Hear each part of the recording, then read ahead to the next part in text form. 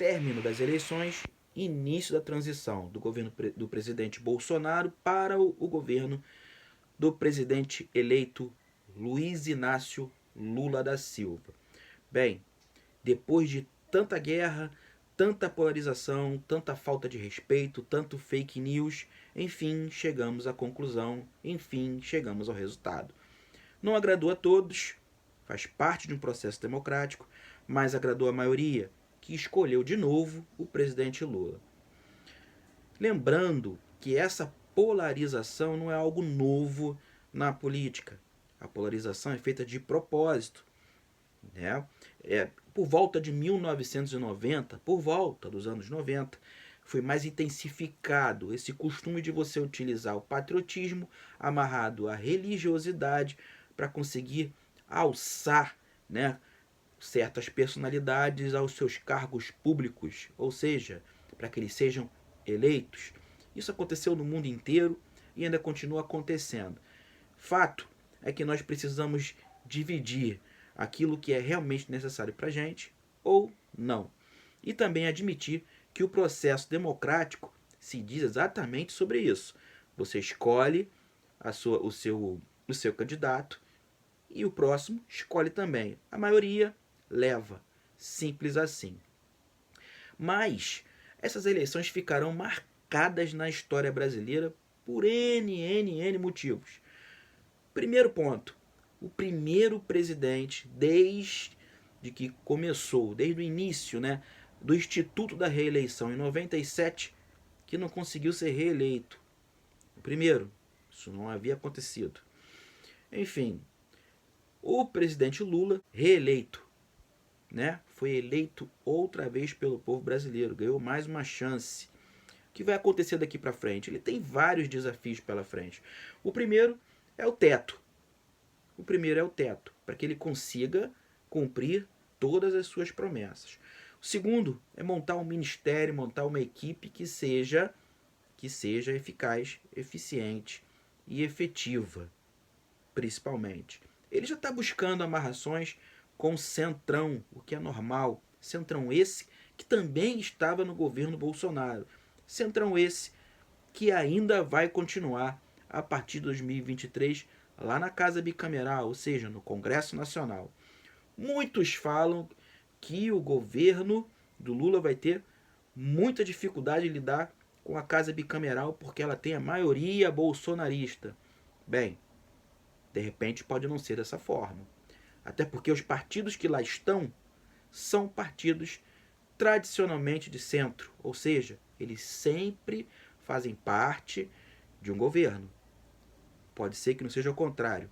Lula já está mexendo seus pauzinhos porque consiga aproximar essas personalidades, aproximar esses partidos para conseguir ter governabilidade.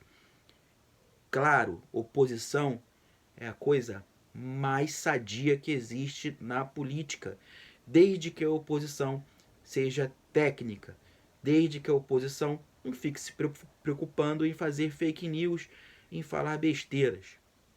Claro, a pauta conservadora deve ser respeitada, assim como qualquer pauta deve ser respeitada.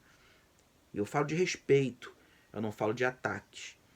A conclusão de toda essa polarização durante a campanha, todos os acontecimentos, são exatamente as manifestações que deveriam ser democráticas, mas pelo contrário, estão sendo antidemocráticas sim. A partir do momento que você levanta a bandeira que seja antidemocrática, que eu não estou falando antidemocrática, eu digo inconstitucional, isso não pode ser de maneira nenhuma democracia, certo? Até existe uma confusão dentro do nosso constitucionalismo pela interpretação de boa parte das pessoas que, infelizmente, levantam essa bandeira. Por exemplo, a intervenção federal, artigo 34 da CF/88, que não tem autonomia, não dá autonomia total ao chefe do executivo. Não. Precisa ser apreciada pelo Congresso Nacional, precisa ser apreciada pelo STF, ou seja, dentro da nossa enorme e linda Constituição Federal, as competências são claras. Competência exclusiva, privativa, comum, a concorrente, enfim. A gente tem que apreciar isso também antes de levantar a bandeira. Não tem motivo nenhum para uma intervenção federal, nem supor, inclusive, esse tipo de ação administrativa barra jurídica. Enfim, muito é falado também do artigo 142, é o tão falado artigo 142 que versa sobre a missão das nossas Forças Armadas. Enfim, nada está dizendo lá que as Forças Armadas podem dar um golpe em situação nenhuma. Bem pelo contrário, eles têm como missão principal defender a nossa Constituição Federal de 1988. E quando a gente defende a Constituição Federal, estamos defendendo ao mesmo tempo o nosso federalismo, a nossa democracia. E ela é bem clara. Os presidentes são eleitos de maneira democrática. Vence a maioria dos votos. E assim o Lula voltou a ser eleito presidente do país e assim ele vai governar durante 4 anos. Nós temos que aceitar o processo democrático para não pisar no pé do outro. Enfim, tem tanta coisa para acontecer ainda. Chegamos a um fim de eleições que foram muito tensas, de eleições onde você usou muita religiosidade, usou muito conceitos, pautas conservadoras, mas ganhou a maioria, de novo. A gente vai, então, torcendo para que tudo dê certo, independente de bandeira. Mais uma vez eu repito que oposição é sadia. Oposição é legal dentro do ambiente político. Oposição é necessário.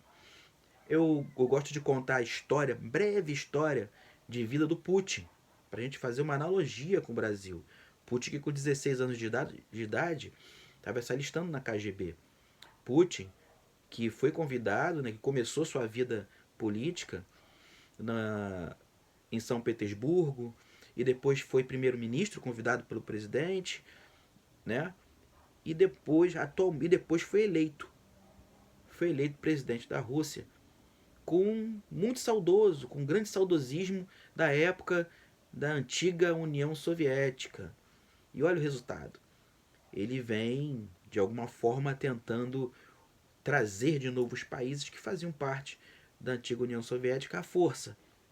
E isso que está acontecendo lá na guerra na Ucrânia, aconteceu quando ele tomou a Crimeia para ele, enfim.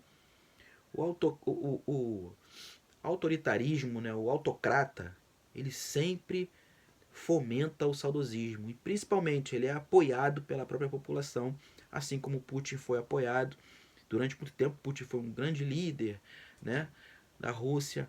Atualmente já está meio balançado no poder, até porque são atos realmente antidemocráticos que acontecem por lá, no hiperpresidencialismo de Putin.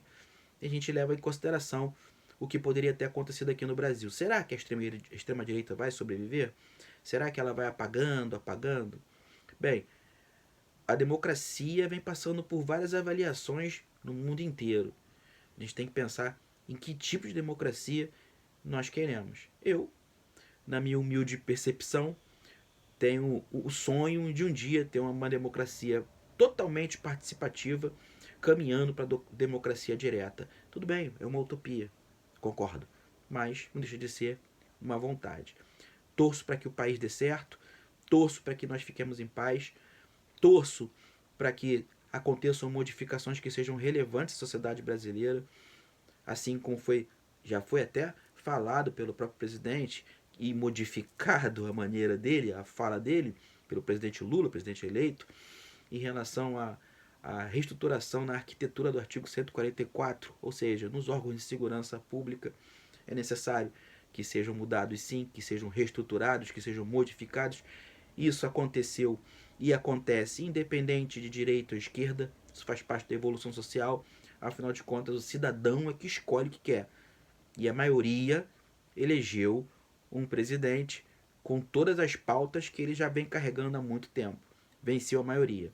Mas isso não quer dizer que nós não tenhamos a nossa ideologia, nós não tenhamos as nossas opções e que a gente não possa modificar isso se não der certo depois de 4 anos. É a única maneira de modificar. tá bom? Eu sou Jefferson Arouche, um barco remando contra a maré. E, por favor, dê uma olhadinha no meu curso, Cidadania, Política e Constituição. O link eu vou deixar descrito aqui. Eu estou fazendo um jabá do meu curso mesmo e também dos meus 4 livros. Os 4 livros estão todos nas redes sociais. Dá uma força, tá bom? Vem participar comigo, vem conversar comigo.